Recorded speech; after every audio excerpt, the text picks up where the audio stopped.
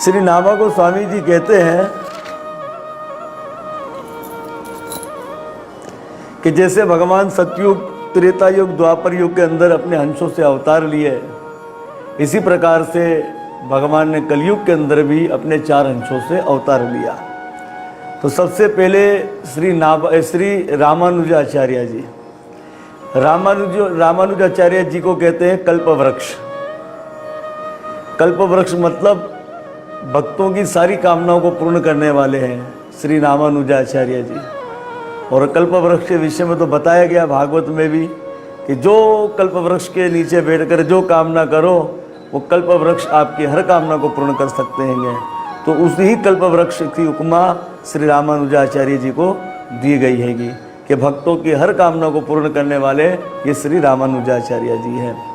फिर दूसरे हैं श्री विष्णु स्वामी जी महाराज। रामानुजाचार्य जी श्री संप्रदाय से हैं। जो भगवान ने लक्ष्मी जी को ज्ञान दिया उससे चला श्री संप्रदाय, तो उसी श्री संप्रदाय के आचार्य श्री रामानुजाचार्य जी। और जो भगवान ने शिव जी को ज्ञान दिया उससे चला रुद्र संप्रदाय, और रुद्र संप्रदाय के आचार्य श्री विष्णु स्वामी जी महाराज। विष्णु स्वामी जी महाराज जी को बता रहे हैं जहाज।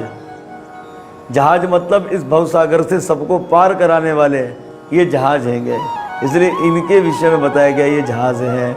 और तीसरा मध्वाचार्य जी।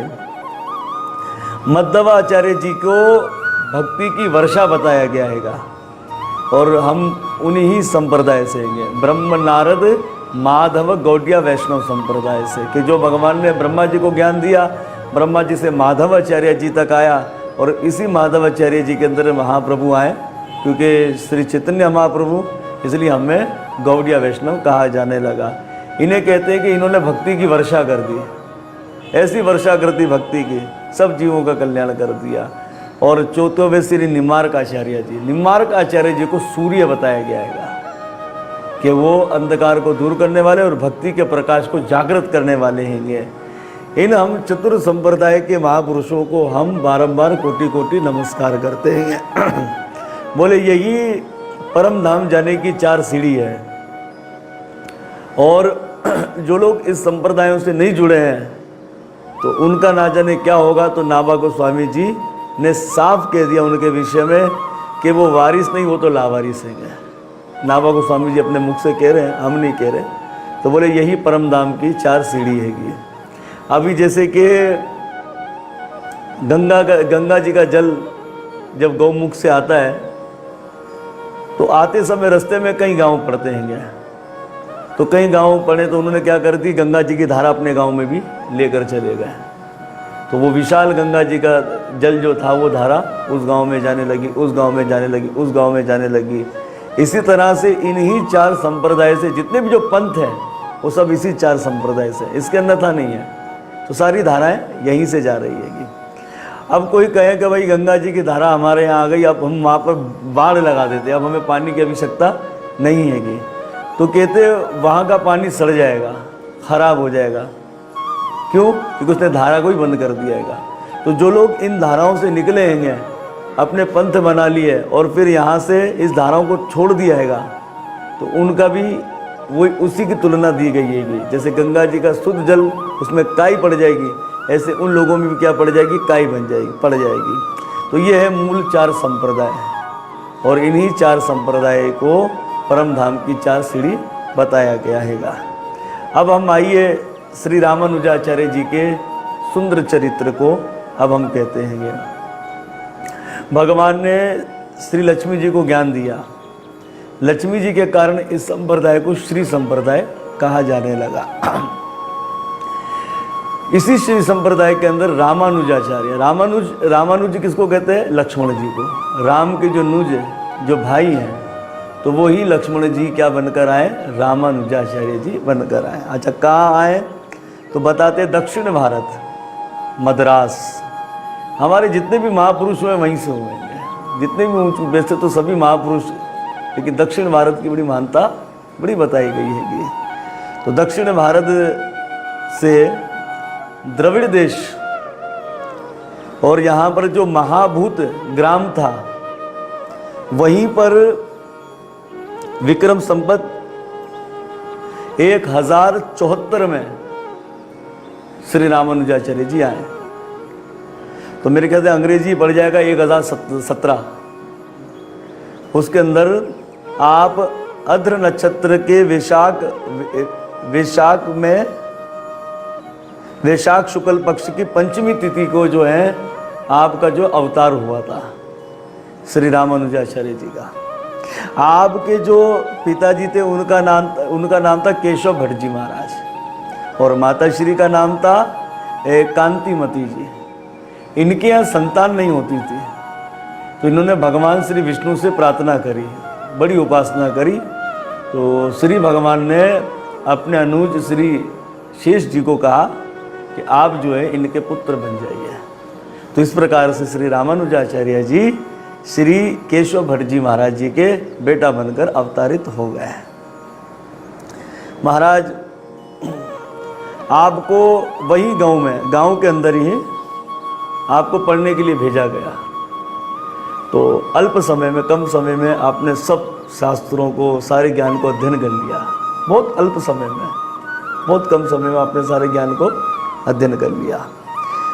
इसी प्रकार से जब आपकी कम आयु थी आपके पिताजी का वैकुंठवास हो गया था और 16 वर्ष की आयु में तेजो अम्बा नाम की स्त्री से आपका विवाह हुआ। 16 वर्ष की आयु में आपका विवाह हुआ। महाराज जी को ज्ञान की बड़ी आवश्यकता थी कि मुझे और भी कुछ हासिल करना हैगा। तो उस समय आप जो है भूतग्राम से आगे चले कांचीपुरी। कांचीपुरी जाने के 2 कारण बताए गए हैं स्वामी जी के, रामानुज जी के। एक, वहाँ पर जो कांचीपुरी महाराज जी थे आपको उनका संग चाहिए था। बड़े ऊंच कोटि के वैष्णव थे, जाति से शूद्र थे, लेकिन आपको उनका संग करना था। और दूसरा, वहीं पर एक आचार्य थे वेदांत सूत्र के महाज्ञानी जिनका नाम था यादव प्रकाश जी। तो आप कांचीपुरी गए। कांचीपुरी जाकर आप यादव महाराज जी की शरणागति में चले गए। उसे आपने अपना शिक्षा गुरु बनाया। तो वहीं से आप जो है वेदांत सूत्र की शिक्षा लेते रहते थे। अच्छा, ये जो यादव प्रकाश जी थे ना, वो निराकारवादी थे। ब्रह्म सूत्र आदि जितने सूत्र थे उनका जो भाषण करते थे निराकार करते थे। आपको ठीक नहीं लगता था तो बातों बातों में अपने गुरु को टोक देते थे। एक दिन क्या हुआ कि स्वामी महाराज रामानुजाचार्य जी अपने गुरु की पीठ को मल रहे थे, उसे दबा रहे थे, मसाज कर रहे थे। उसी समय श्री यादव प्रकाश जी के एक शिष्य आ गए। तो छानगोई उपनिषद जो है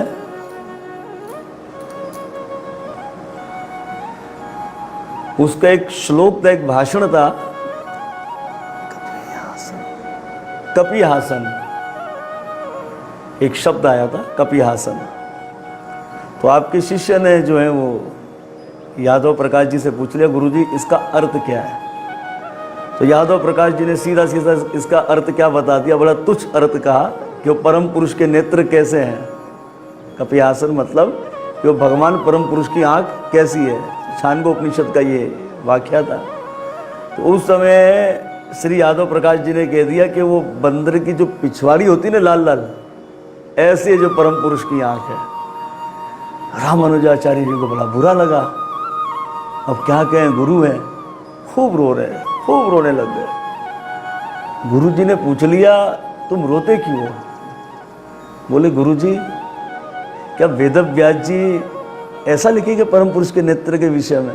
बोले जो कपि आसन जो सीधा सीधा था हमने तो अर्थ बता दिया आपको। कपि मतलब बंदर और उसके पिछड़ा जो आसन की जगह वो लाल होती हैगी। बोले नहीं, ऐसा अर्थ वेदव्यास जी कर ही नहीं सकते। रामानुजाचार्य जी ने कह दिया। तो बोले तुम बता दो। बोले बताए हम। बोले हाँ।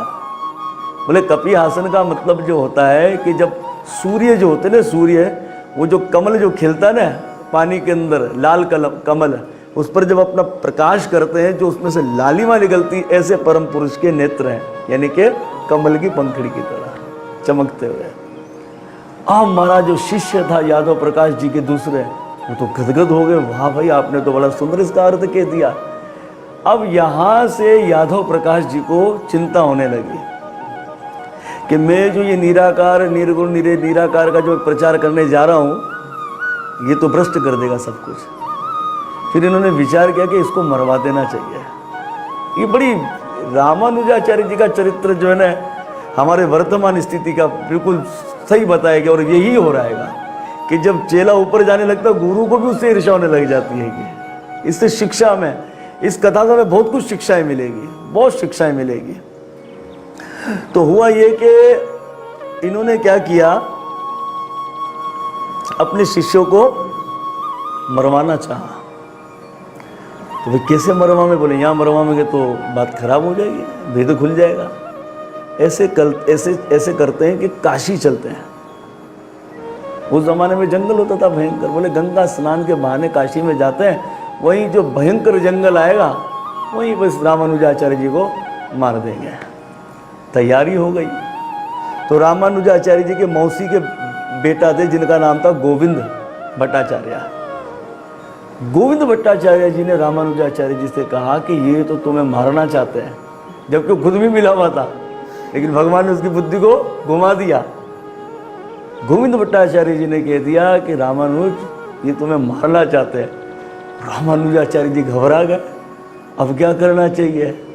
ये तो जब गहरा जंगल आया ना, उस जंगल से आप वहां से 9-2-11 हो गए, भयंकर जंगल में जा रहे हैं। उस समय श्री लक्ष्मी नारायण जी का दर्शन हो गया। बोलो भक्त वत्सल भगवान की जय। भगवान उस वन में अपनी पत्नी को लिए श्री रामानुजा जी को दर्शन दे दिया। अरे भैया कहाँ जा रहे हैं आप? बोले साहब हम तो कांचीपुरी जा रहे हैं। अरे हम भी कांचीपुरी नगरनाथ आदि दर्शन करते हुए जाएंगे, चलो आप हमारे संगी चलिए। तो हुआ क्या कि रात ही रात के अंदर यात्रा कर रहे हैं तो कुछ निंद्रा आ गई आपकी। तो उसी वन में जब आप सोए तो सवेरे तो आप उठे तो वो दोनों जो महापुरुष थे, लक्ष्मी नारायण जी जो भेष बदल कर आए थे, वो तो अंतर ध्यान हो गए। रामानुजाचार्य जी ने आते जाते किसी से पूछ लिया, साहब हम ये कौन सी जगह पर रहेंगे? अच्छा उन्हें ये भी हो गया, हाँ हम कौन सी जगह है? बोले हे रामानुज तो अपने ही गांव को भूल गया। अरे तुम कांचीपुरी में आ गए हो। तो कांचीपुरी में, क्योंकि इतने दिन उनको लगे थे काशी जाने में, और यहाँ रात ही रात में सुबह कांचीपुरी पहुंच गए। उस समय जो है रामानुजाचार्य जी समझ गए कि साक्षात मेरे इष्ट लक्ष्मी नारायण भगवान ही प्रकट हो गए हैं, अंतर ध्यान हो गए कहकर। अच्छा यहाँ पर जो है वो कांचीपुरी पहुंच गए। उनको विश्वास कैसे हुआ कि मुझे 3-4 दिन की जो यात्रा थी, ये मैं रात ही रात में कैसे पहुंच गया यहाँ, और मैं तो विश्राम, जैसे भगवान ने सुदामा को सोते सोते द्वारका पहुंचा दिया था, ऐसे ये भी सोते सोते कहाँ पहुंच गए? कांचीपुरी पहुंच गए। समझ गए ये सब किया करा है मेरे प्रभु नारायण का हैगा। इसी तरह से हुआ ये कि यादव प्रकाश वहाँ जंगल में खोज कर रहे थे, कहाँ चला गया? बोले जिसको हम मारना चाह रहे थे हम पर पाप चढ़ता, हमको तो लगता मन में कोई हिंसक जानवर इसको मार गया होगा, चलो रास्ते से साफ हो गया। अब देखें यहाँ पर हमें शिक्षा लेनी चाहिए। इस कथा में बड़ी शिक्षा है। ये शिक्षा क्या है? यादव प्रकाश जी तीर्थ यात्रा पर जा रहे हैं, हाँ, प्रसाद कौन भी थे? रामानुजाचार्य जी भी थे। लेकिन वो क्या, वो तो वहाँ से भग गए कि मुझे मारने वाले हैं। लेकिन देखो जो तीर्थ यात्रा पर जा रहे हैं उनको भगवान का दर्शन नहीं हुआ, और जो वहाँ से जान बचाने के लिए भगे उन्हें भगवान का दर्शन हो गया। उनको कुछ हाथ नहीं लगा। घूमते घूमते यात्रा कर कर आए। जब यात्रा कर कर जब कांचीपुरी पहुँचे, यादव प्रकाश तो चौंक गए देखकर। बोले ये कैसे पहुँच गया इधर? अब वो उससे अनजान बन रहे थे और वो उससे अनजान बन रहे थे। इस तरह से जो ये बड़ा सुंदर चरित्र बने। हरे कृष्णा कृष्णा कृष्णा हरे हरे, हरे राम। इसी तरह से रामानुजाचार्य जी का संग श्री कांचीपुरी जी से होने लगा। उनके घर में बड़ा इनका आना जाना लगा रहा। एक दिन की बात है कि जो कांचीपुरी के राजा थे, इनकी बेटी को ब्रह्म राक्षस चिपड़ गया। भाई बड़े राजा ने बड़े झाड़े फूक वालों को बुलवाया और वो प्रेत जाता ही नहीं था। किसी ने कहा, हे राजा, यादव प्रकाश जी बड़े मंत्र सिद्ध हैं, आप उन्हें बुलवा लो, वो आपकी बेटी का जो है भूत भगा सकते हैं, इस ब्रह्म राक्षस को। तो यादव प्रकाश जी गए। अब जो ब्रह्म राक्षस राजा की बेटी के अंदर था, उस राजा की बेटी से ब्रह्म राक्षस ने बोला, हटा दो। तो उस ब्रह्म राक्षस ने यादव प्रकाश से कहा, उसकी बेटी के अंदर से, ये यादव प्रकाश, तू तो मल का कीड़ा है। कौन है तू? मल का कीड़ा है, तू तो पापी है, तू तो कीड़ा था, किसी संत महापुरुष ने प्रसाद खाया, पत्तल फेंक दिया, तो तूने उस संत के झूठे को खा लिया। इसी कारण जो है तुझे ये ब्राह्मण की शरीर तुझे मिल गया, लेकिन तू शरीर पाकर भी जो है उसका उपयोग ठीक नहीं कर रहा। और मैं तो कई जन्मों से ब्राह्मण हूं।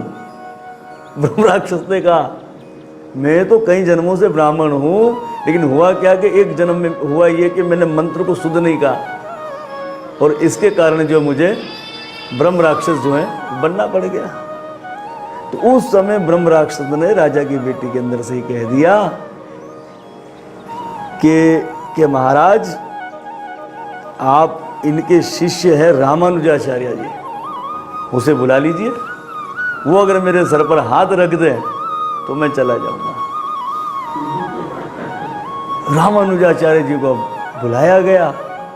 रामानुजाचार्य जी ने क्या किया, भगवान का चरणामृत राजा को पिलाया, उस राजकन्या को पिलाया, और ब्रह्म राक्षस कौन है ये, तो प्ले मूड पर कर दो। तो हुआ ये कि अब तो बड़े शर्मिंदे हुए, अब क्या करना चाहिए। तो इन्होंने क्या किया, आगे चलकर यादव प्रकाश जी ने कहा, देख रामानुज, तुम्हें बहुत ज्ञान आता, अब तुम मेरे पास से कट जाओ। तो उन्होंने अपने पास से उन्होंने दूर कर दिया। इसी तरह श्री रामानुजाचार्य जी श्री कांचीपूर्ण महाराज जी का संग तो वैसे ही चलता रहता था। एक दिन श्री कांचीपूर्ण जी ने कहा कि देखो रामानुज, अब तक तुमने शिक्षा गुरु बहुत बना है, तुम अपने वहाँ रहे, राज्य अपनी जगह घर रहे, वहाँ तुमने बड़ा ज्ञान अध्ययन कर लिया, यहाँ इस मूर्ख यादव प्रकाश जी को अपना गुरु बना लिया, लेकिन अब तक तुमने जो गुरु बनाया वो शिक्षा गुरु बनाया। अब तुम्हें दीक्षा गुरु बनाना चाहिए, तुम्हें वैष्णवी दीक्षा लेनी चाहिए। अच्छा, तो भाई दीक्षा किससे ले?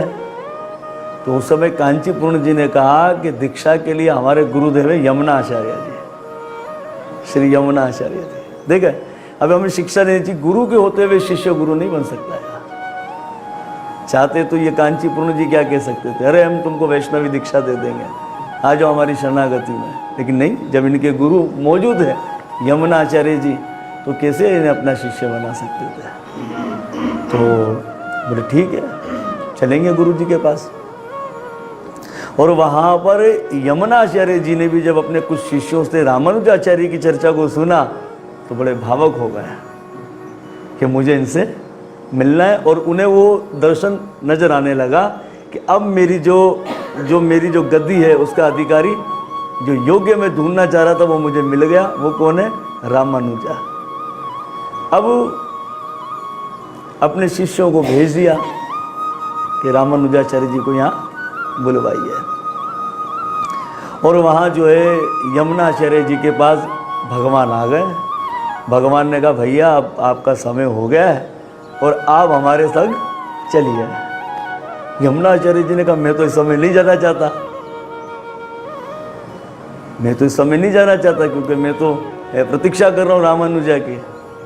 तो भगवान, मुझे अब एक तो मेरा शरीर रोगी है, तो मुझे कुछ रोग भोगने दो, उसके बाद मुझे लेकर चले जाना। बोले नहीं, मैं तुम्हें जल्दी ले जाना चाहता हूँ। तो भगवान को यमुनाचार्य जी ने कहा, अब हमें कुछ समय तो दे दो। बोले नहीं। तो यमुनाचार्य जी ने कह दिया, आपको इतनी जल्दी किसकी पड़ी है, किस चीज़ की पड़ी है?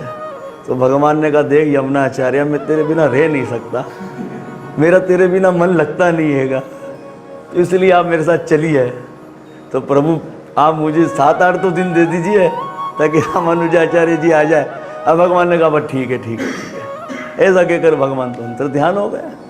और वहाँ पर जो है श्री रामानुजाचार्य जी श्री कांचीपुरम महाराज जी के संग रंगनाथ जी की यात्रा पर आ रहे हैं।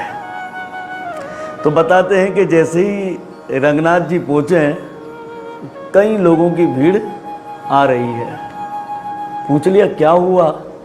बोले श्री यमुनाचार्य जी भगवान को प्राप्त कर लिए। ये सुनते ही आपका शरीर कांपने लगा, आप रोने लगे और उसी समय श्री रामानुजाचार्य जी मूर्छित हो गए, बेहोश हो गए थे और रोने लगे, अपने आप को कोसने लगे, मैं कितना भागा कि मैं अपने गुरुदेव से मिल नहीं सका, अब क्या करना चाहिए। तो जैसे तैसे जो उनको कांचीपुरम महाराज जी आदि ने उनको जो है उनकी मूर्छा खोली, उन्हें समझाया बुझाया, तो उन्हें जो है जो श्री यमुनाचार्य जी महाराज जी का जो शरीर वहाँ पर था तो उनको श्रद्धांजलि देने के लिए आप गए। तो उस समय हुआ क्या कि श्री यमुनाचार्य जी महाराज जी जो हैं ऐसे 3 उंगलियों को बंद करके लेटे हुए थे। शरीर सोते समय आपकी उंगलियां 3 बंद थी।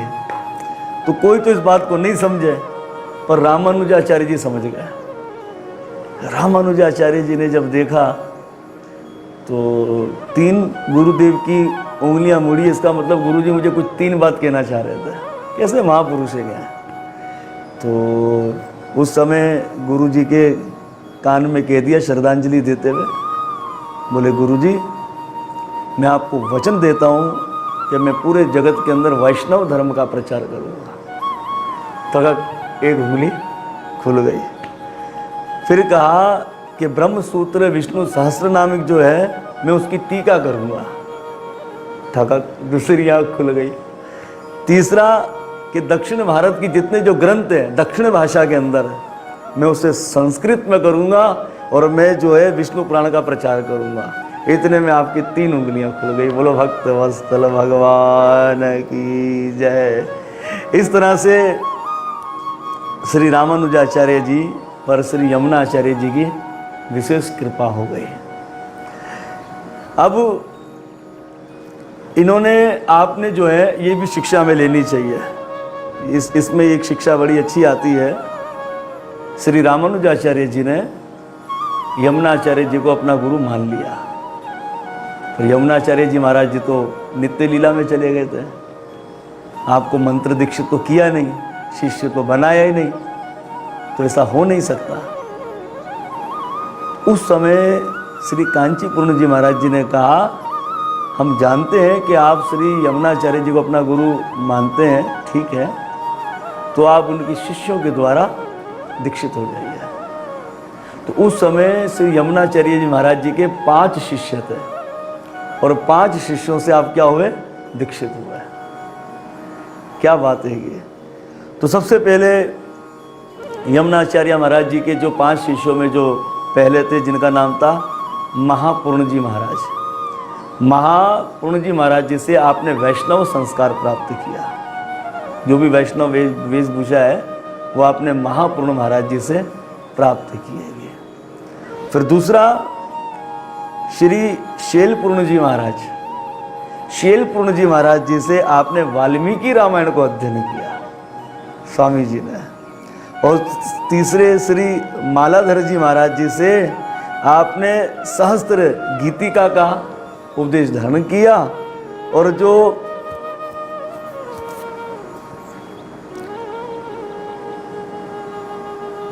हरे कृष्णा कृष्णा कृष्णा हरे हरे, हरे राम, और जो थे श्री कांचीपुरम जी महाराज जी, उनसे भगवान वरदराज की सेवा आपने प्राप्त की। भगवान वरदराज जो है दक्षिण भारत में जिनका मंदिर है उनकी सेवा जो आपने प्राप्त की।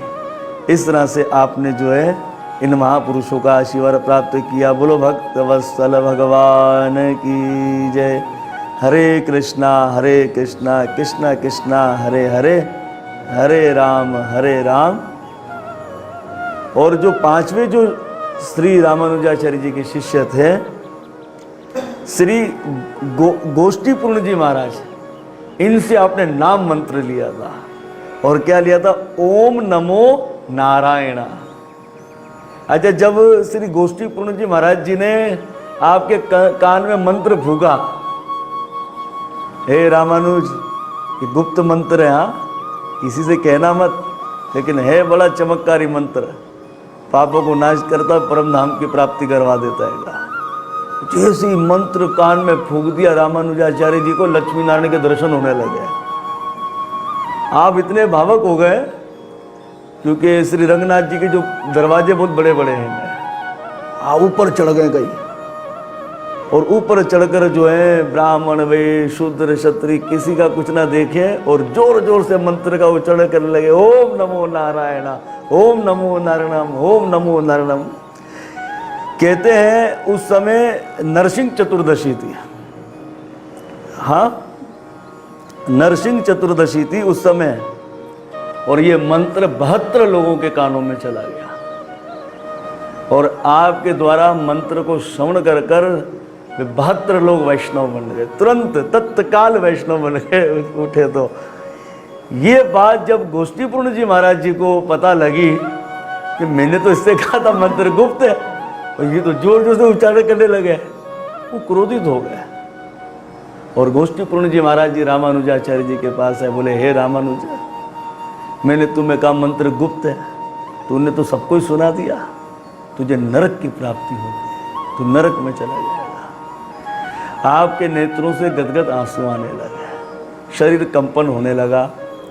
उस समय उन्होंने अपने गुरुजी गोष्ठीपूर्ण जी से कह दिया, बोले, गुरुदेव, जब ये पापों को नाश करने वाला मंत्र है, मैंने भावुकता में, जैसे ही आपने मुझे मंत्र दिया, मुझे तो लक्ष्मी नारायण जी नजर आ रहे थे और तो कुछ नजर आ ही नहीं रहा था।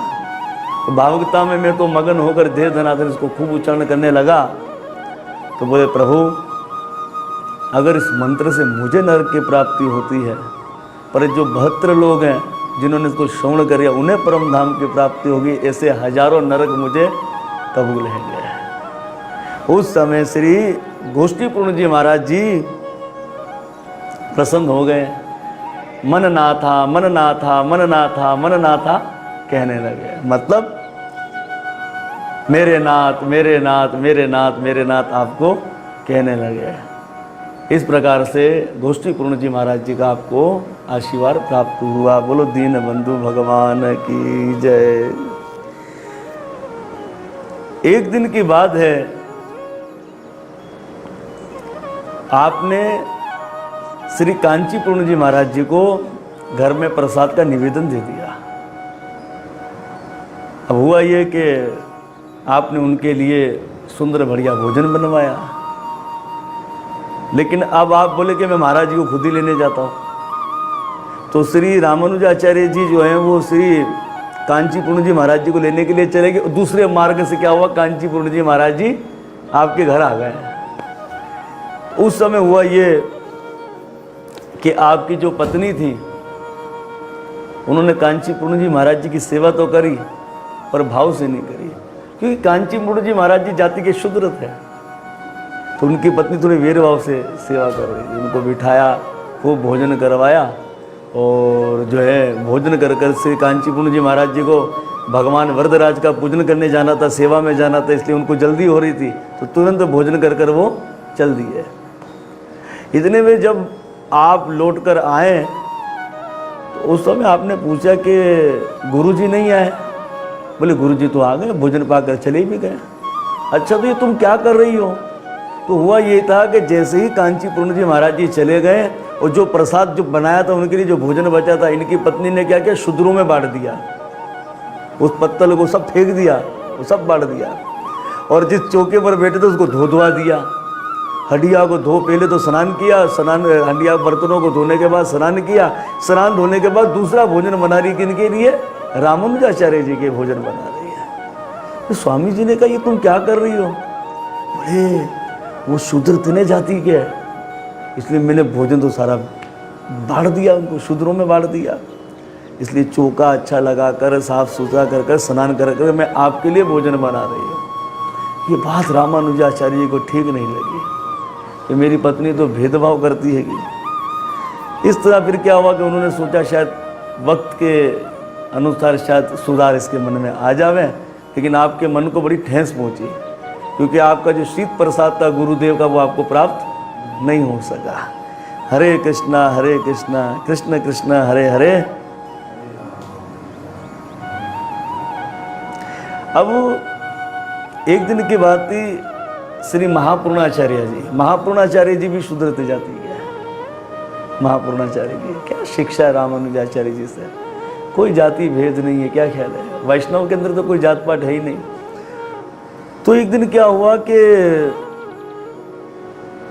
महापूर्णाचार्य जी की जो पत्नी थी वो कुएं पर जल भरने गई, और वहीं पर श्री रामानुजाचार्य जी की पत्नी जो थी तेजा अम्बा जी वे भी आ गई। अब दोनों ने जब गड़ा भरा तो जो महापूर्ण महाराज जी की जो पत्नी थी उनके गड़े का जो जल था ना वो कहीं हिलकर उनके गड़े के जल में गिर गया। अब तेजो अम्बा जी ने तो क्या हुआ, उनको तो बुरा भला कहना आरम्भ कर दिया, तुम शूद्र जाति की, तुम ऐसा हो वैसा हो, बड़ा तुच्छ लफ्ज उन्होंने शब्द इस्तेमाल किए। महापूर्ण महाराज जी की पत्नी ने जब घर जाकर बताया तो उन्हें ठीक नहीं लगा, तो आप जो है कांचीपुरी जाने की तैयारी आपने कर ली। अब ये बात रामानुजाचार्य जी को ठीक नहीं लगा।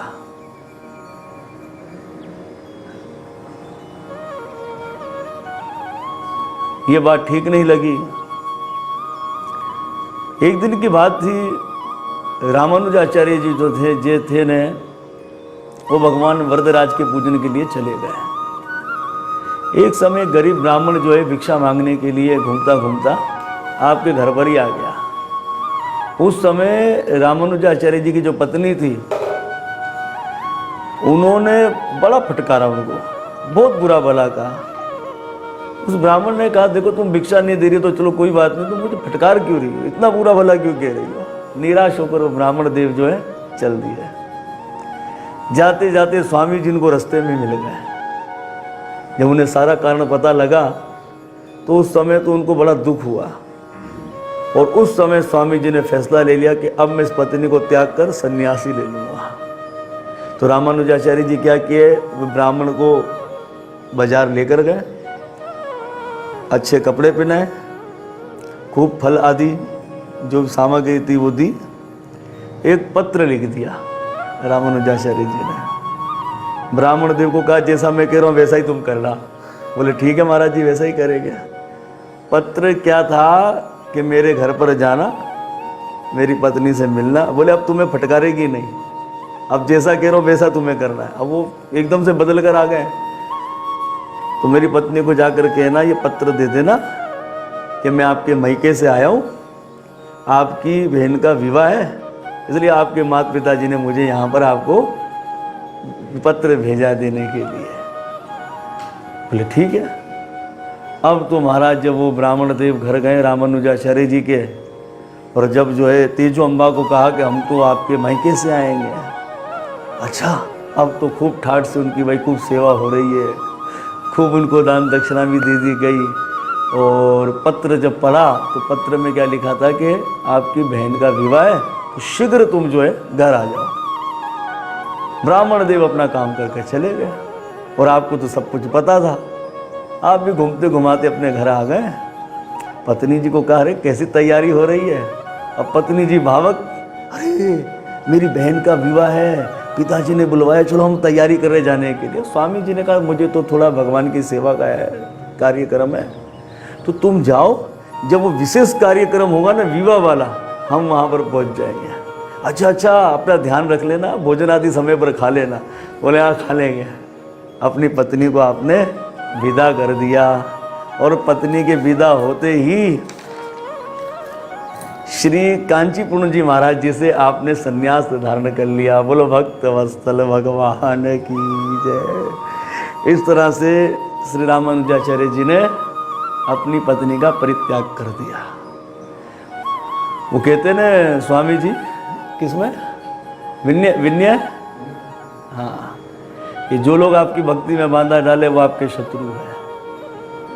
तजो पिता प्रहलाद, प्रहलाद ने अपने पिता का त्याग कर दिया क्योंकि भक्ति में बांधा डाल रहे थे।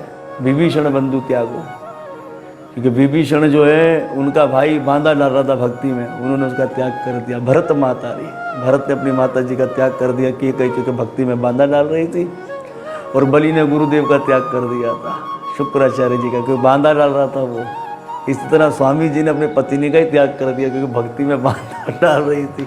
हरे कृष्णा कृष्णा कृष्णा हरे हरे, हरे राम। सन्यास से पहले जो स्वामी जी का नाम था वो था रामानुज दास, और सन्यास लेने के बाद आपका नाम श्री रामानुजाचार्य महाराज की जय। श्री रामानुजाचार्य जी आपका नाम पड़ गया।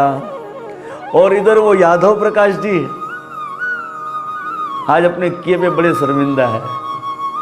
श्री गुरु अपने शिष्य की शरणागति में आ गया। देखो कितनी शिक्षा है इस कथा के अंदर। गुरु यादव प्रकाश जी अपने शिष्य की शरणागति में आ गए, उनके शिष्य बन गए, और आपने अपने गुरु यादव प्रकाश जी को सन्यास दे दिया। और सन्यास के बाद जो है यादव प्रकाश जी का नाम गोविंद स्वामी जी महाराज हो गया। बोलो भक्त वत्सल भगवान के गोविंद योगी जी नाम हो गया आपका। देखो गुरु शिष्य की शरणागति में आ गया और देखो उनकी कृपा हो गई है कि ऐसे दीन बंधु भगवान और उनके भक्तों को हम बारंबार कोटि कोटि नमस्कार करते हैंगे।